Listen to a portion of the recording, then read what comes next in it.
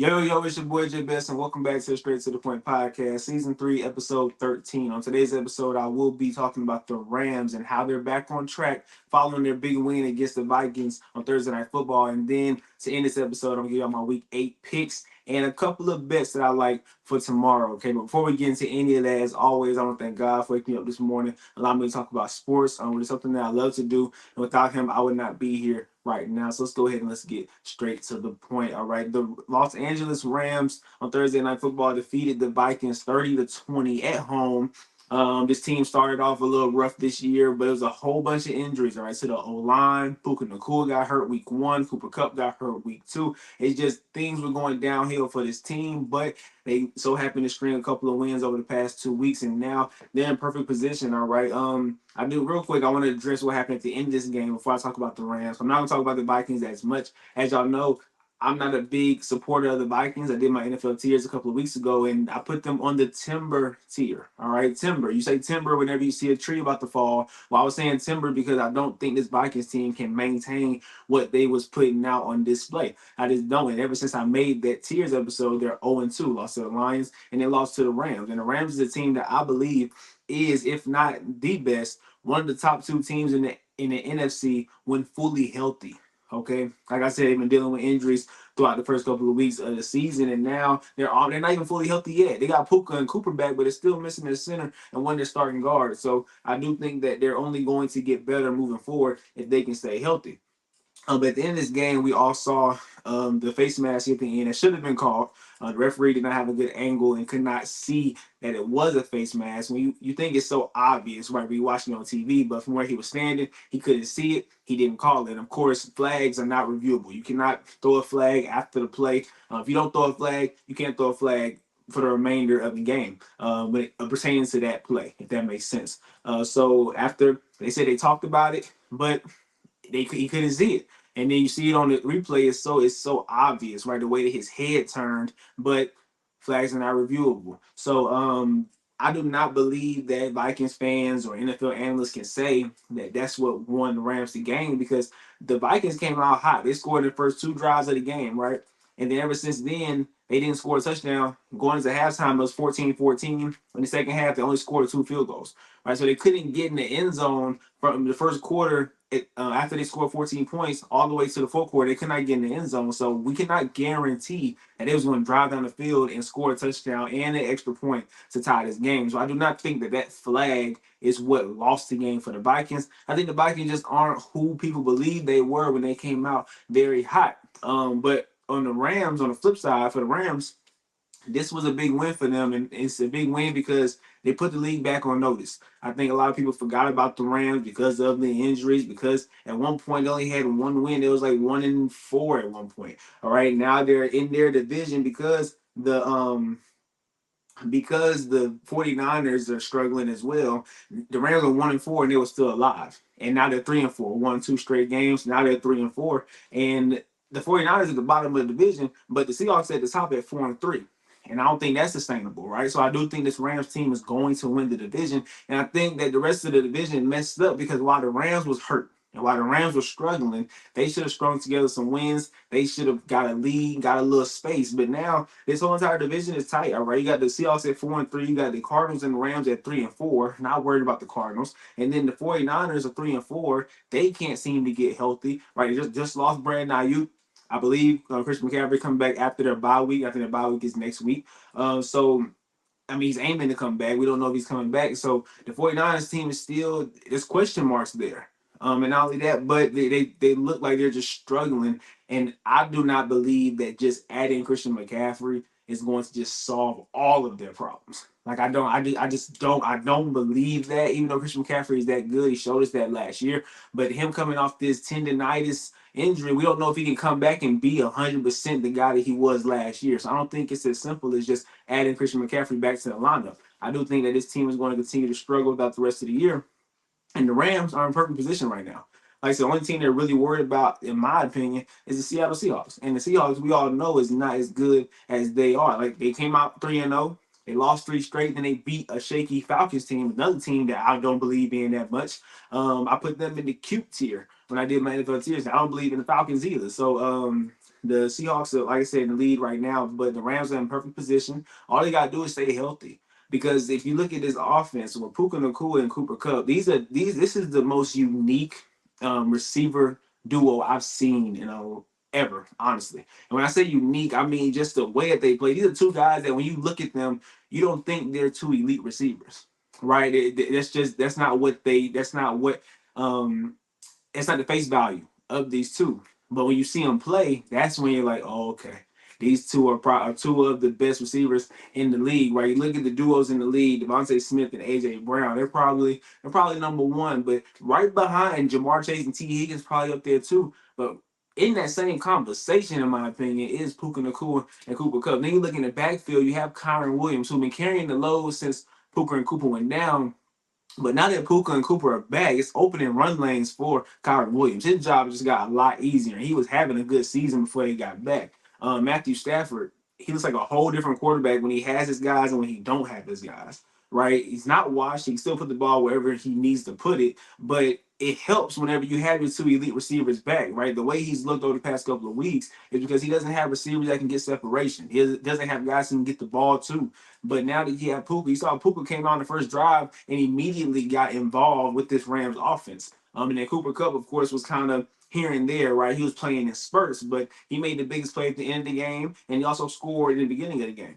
So this offense is very dangerous, and like I said, the O line is still not fully healthy. But to top it all off, you have Sean McVay, who to me is one of the best coaches in the NFL, and he shows it because when he has his guys, this offense is almost nearly impossible to stop. So moving forward, this is a very scary team, a team that I would not want to play against, especially in the playoffs. But cross your fingers and hope you can stay healthy because if you can, Rams, y'all can redeem me, right? Because I had the Jets come out the AFC, you know how that's looking right now. But I had the Rams come out the NFC for a reason, and they proved it on Thursday Night Football. They will continue to prove it throughout the rest of the year. All right, let's move on to my Week 8 picks and bets. All right, last week was not a bad week at all. I ended up going 9-6 overall. I was going into Monday night 9-4, but I ended up losing the Monday night games. I picked the Bucks to win. I also picked the Chargers to beat the Arizona Cardinals. So 9-6, not bad at all. I'm 60-48 on the year. So we got that separation from 500 like I wanted to. And I got the Rams game right on Thursday because when I heard Cooper Kupp was playing, I was leaning towards it. Then I heard Puka Nacua might play, and that's when I really said, okay, I'm going with the Rams. They end up getting the victory. So we 1-0 this week. Let's go ahead and let's try to go undefeated, all right, in Week 8. So look, the first game is the Rams and the Browns. All right, I'm going with the Ravens and the Browns. The Ravens and the Browns at game 1. I'm going with the Ravens. Okay, the Ravens. Look, the Browns. They just aren't a good team, and just adding Jameis Winston to me is not going to make this team better. Yeah, I mean it's going to be better than it was, but it's not going to make this team competitive. It's not going to make this team one of the teams you look at on the schedule and you say, "Oh, I'm worried about the Browns." Nobody's worried about the Browns, okay? Jameis Winston's going to come in and do the best that he can, but this Ravens team basically have a bye week because I don't see the Browns putting up a fight against this Ravens team. Now, what I do like in this game, and it's in vast majority, the reason why I don't think this game will be competitive is because I don't think the Cleveland Browns can put up points. Their offense, to me, is just not good. All right. So, but on the flip side, I do believe that we can take advantage and bet the under on Derrick Henry. Last time I checked, his yards are like 95 and a half, somewhere along the line. I think you can bet the under on Derrick Henry because the Browns, when they played the Saquon Barkley a couple of weeks ago, and this is when Devontae Smith and whenever AJ Brown was there. So you would think the run game would be open. Saquon was held to 47 yards on 18 carries. So I do think this Browns run defense is not bad. And they've allowed 100 yards to a team only one time this year, and it was 3 players combined when they played the Jaguars. Right, so it took 3 guys combined to get 100. So there's not 100-yard rushers coming out of these Browns games. So I do think we can take advantage and we can bet the under on Derrick Henry. I do think that he's red hot right now. And I do think it's going to slow down a little bit in this Browns game. And I think it's going to be more so Lamar hurrying them through the air versus Derrick Henry running on the ground. All right. Next, we got the Titans and the Lions. I'm going with the Lions. All right. The Titans, look, one of the worst teams in the league right now.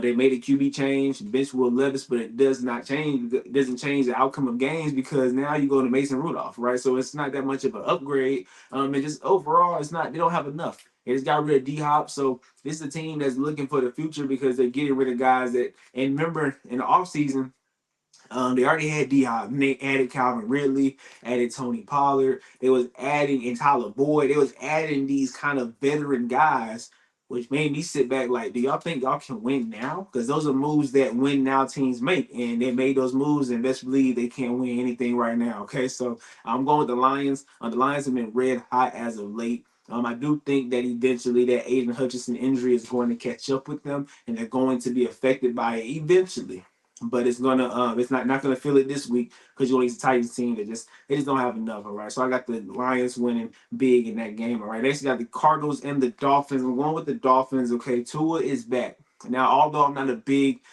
advocate for Tua, I don't believe that Tua is a good quarterback. One thing he can do is get the ball to Tyreek Hill. Tyreek Hill has been having season career lows over the past couple of weeks when it comes to targets, when it comes to catches, when it comes to yards, because Tyler Huntley just could not get him the ball. But one thing Tua can do is close his eyes, throw the ball downfield, and for some reason Tyreek Hill is there. All right, so I do think Tyreek Hill is gonna have a big game. I would bet on Tyreek Hill's yards and his anytime touchdown. Okay, I would definitely bet. I think he's gonna have a big game.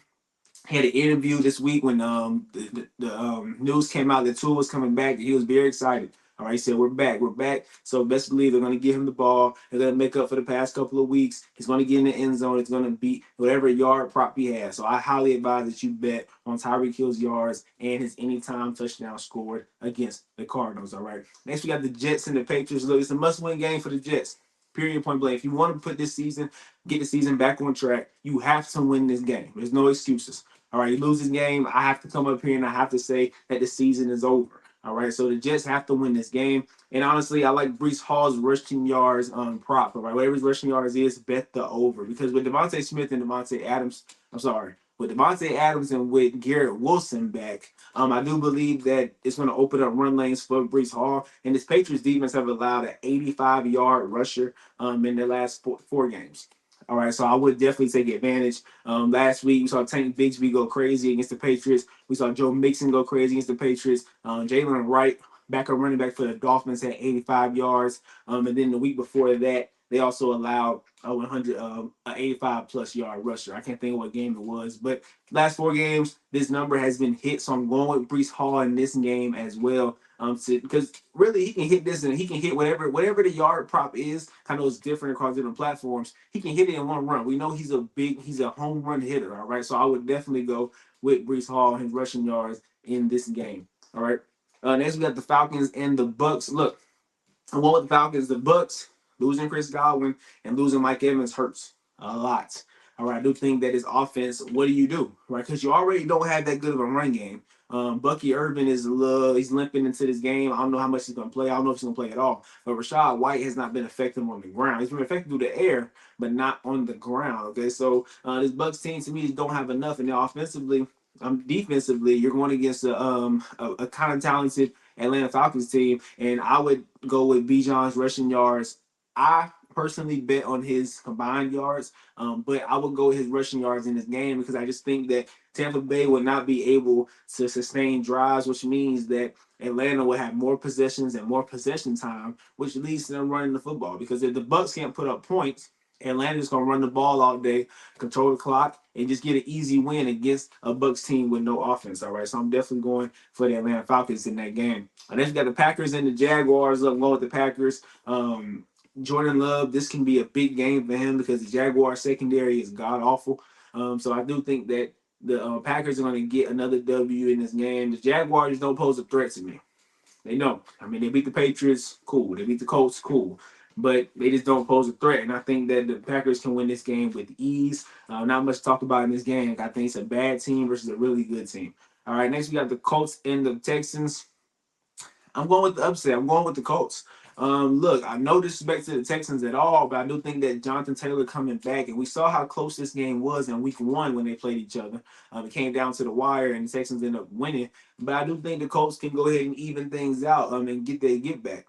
Look, Jonathan Taylor coming back to me opens things up for Anthony Richardson. Okay, Anthony Richardson has been struggling ever since he came back from his injury, right? To the point where a lot of people watching these games and they're like, Put Joe Flacco in. Put Joe Flacco in. But I think that Anthony Richardson will be able to benefit from having Jonathan Taylor back because Jonathan Taylor, he needs attention. He requires attention, which means he can open up things in the pass game. It can open up running lanes for Anthony Richardson.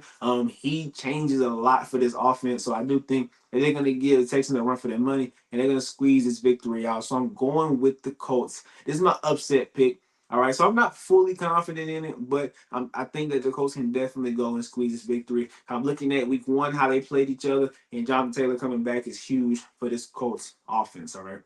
Next, we have the Eagles and the Bengals. Bet on the Eagles winning this game. I don't know why the Bengals are favored, but bet on the Eagles winning this game. Guys, the Bengals are not a good team.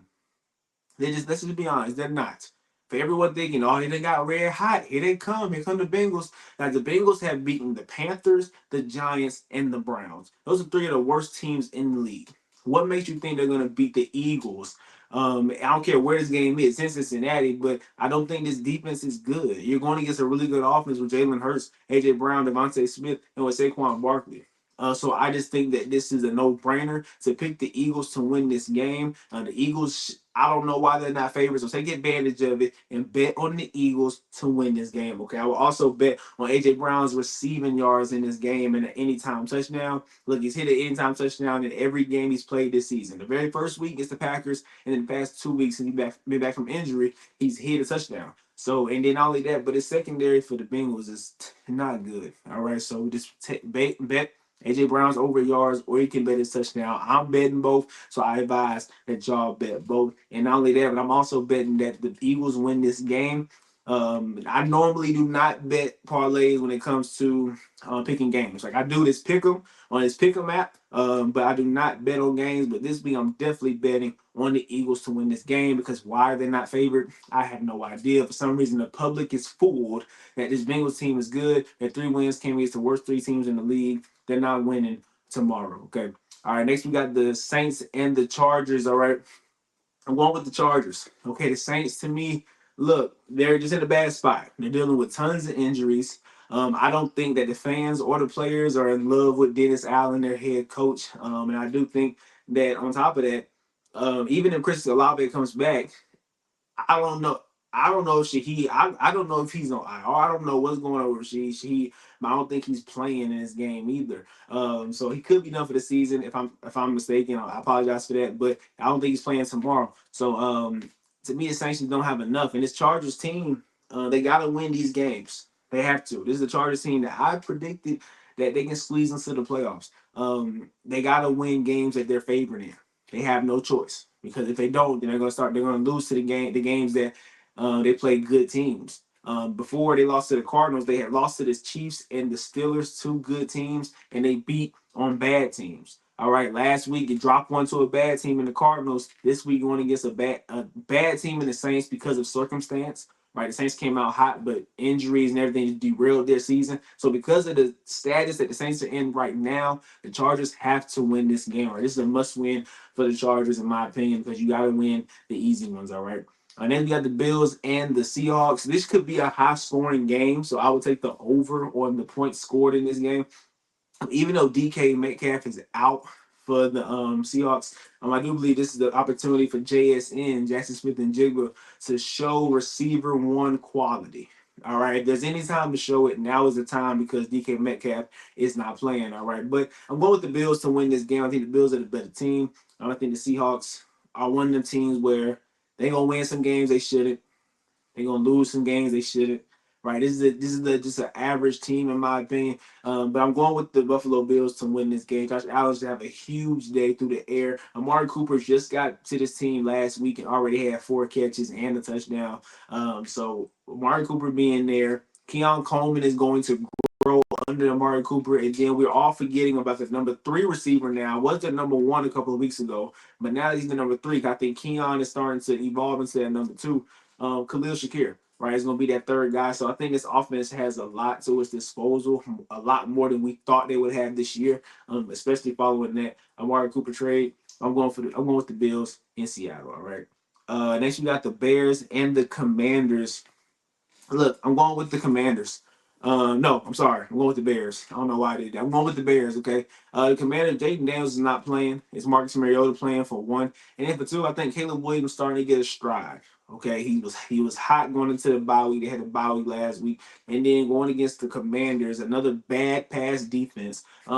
This is another get right, not a get right game. This is another tune up slash confidence builder for Caleb Williams. So why not go into Washington and get a good win? We all wanted to see Caleb versus Jaden, but Jaden dealing with a rib injury. So we're going to see Caleb Williams go out there. I think he's going to have a field day against this Commanders defense. All right. Next, we got the Panthers and the Broncos. Look, bet on Javonte Williams rushing yards because this Carolina defense is not, run defense especially, is not good. Okay, so I highly advise you touch on the Javonte Williams rushing yard prop. I'm going with the Broncos. Okay, Bryce Young is back under center, but what does that mean? It means nothing right now because he's not ready. I don't think that benching him for a couple of weeks and then him coming back is just going to change things. I just think that he's in a weird spot. All right, because I'm advocating for him that he should be a starter next year. But I think sitting him down to me wasn't a good option only because your team is not good. So he could have been learning this whole time. I don't know. It's a mess in Carolina. Maybe Bryce isn't that good. Maybe he's just not the guy. Maybe he's not an NFL starting quarterback. But he's on a Broncos team. Broncos team that is they're exceeding expectations. They're 4-3 right now. Nobody thought this would happen. But Sean Payton, I said, was the man for this job. And a couple of weeks ago on the NFL Tiers, I said that they have a good thing going. Play your cards right because I think Bo Nix is their guy, and he'll put that on display against a bad Carolina team. I'm going with the Broncos. All right. Next, we got the Chiefs and the Raiders. Look, please bet on Brock Bowers receiving yards. Brock Bowers receiving yards went down in projection, maybe because they're going against the Chiefs. I don't know why, but he's all they have. Okay, they have to throw the ball because they can't run the ball. All right, the Chiefs' run defense is pretty good. All right, and they're probably going to be behind for the majority of this game, which means they're going to throw the ball more. So who's going to throw the ball to other than Brock Bowers? I don't know, but I highly advise that y'all bet on Brock Bowers over receiving yards. But I'm going with the Chiefs to win this game. Okay, the Chiefs are just a better team. The Raiders pose no threat. The Raiders did talk a lot of noise though. Remember the Mahomes rule? Remember Antonio Pierce said that he kind of figured out Mahomes after they beat him at Christmas last year. Too much talking, all right? Y'all about to pay for it. I think the Chiefs adding DeAndre Hopkins. This could be a game where I force feed DeAndre and try to get a chemistry with him because the secondary for Vegas is not. For Vegas is not good. All right, so I got the Chiefs win this game with ease. All right, Sunday night we got the Cowboys and the 49ers. We're going with the 49ers. I know I talked about them before the show, during the Rams segment, about how I don't think that they can just solve their problems by adding Christian McCaffrey back. I think they're in a bad spot right now. I still believe that, but you're going against a Cowboys team that can't stop the run. What does Kyle Shanahan like to do? Run the ball. So Jordan Mason's rushing yards prop, y'all might want to hit that because the Cowboys can't stop the run. And then on the flip side, Dak Prescott and the offense, they don't have a run game. But I do think that Nick Bosa is going to cause problems for Dak Prescott. So I think that I feel like the Cowboys are the worst side of the ball when it comes to their offense versus the 49ers defense. I think the Cowboys offense is the worst side of the ball. And then when it comes to the Cowboys defense versus the 49ers offense, I think that the Cowboys defense is the worst side of the ball. So you get beat in two phases. Honestly, you win this game. I'm going to 49ers at home, okay? And then to end this, my picks on Monday Night Football, we got the Giants and the Steelers. I'm going with the Steelers, okay? The Steelers, Russell Wilson has put life into this team, and not saying Justin Fields did not have life into this team, but the offense just looked better last week against a good Jets defense. The offense looked better, and Russ was still rusty. All right, so this is a good game. This is a great game for Russ to get everything back on his timing, his throws, get everything back on track against a Giants team that's just not good. All right. So I do think that the Steelers gonna win this game with ease. And I think that this is a good opportunity for Russ to continue to build that chemistry with George Pickens and Pat Freiermuth, and for this offense and for Najee Harris, back-to-back 100-yard rush over the past 2 weeks, can have another 100-yard game against this Giants team. So I got the Steelers winning at home on Monday Night Football. Prime time. Steelers rarely losing prime time. And they're going against the Giants on top of that. So I got the Steelers winning that game. All right. But that is it for today, y'all. I'm gonna go ahead and get up out of here. Tomorrow, enjoy NFL Sunday. All right, because hey, we're week 8. we're basically already, we got one more. Next week will be at the halfway mark. That's how fast this season is going, right? So make sure y'all enjoy that. Make sure y'all put in those bets that I advise y'all to put in. All right. And I'll see y'all next week. Stay blessed. Much love. I'm out.